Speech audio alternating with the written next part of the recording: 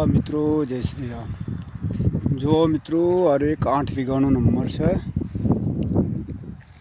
આ ખેડૂત પહેલાં આની અંદર પિયત કરી અને પાતો તો સામેનો બોર રહ્યો ને ત્યાંથી એને પાણી આવતું બરાબર।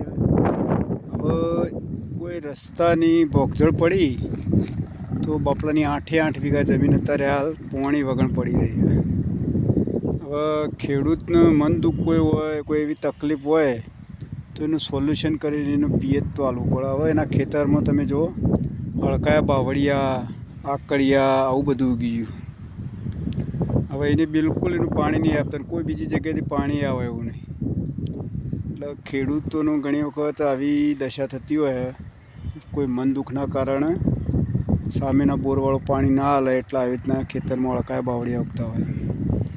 મિત્રો કોઈ પણ ખેડૂત હોય તો એના પર રહેમ રાખવાની બોરવાળા, અને કોઈ રસ્તાનો પ્રોબ્લેમ હોય સોલ્વ કરીને પણ પાણી આપવું। જય શ્રી રામ।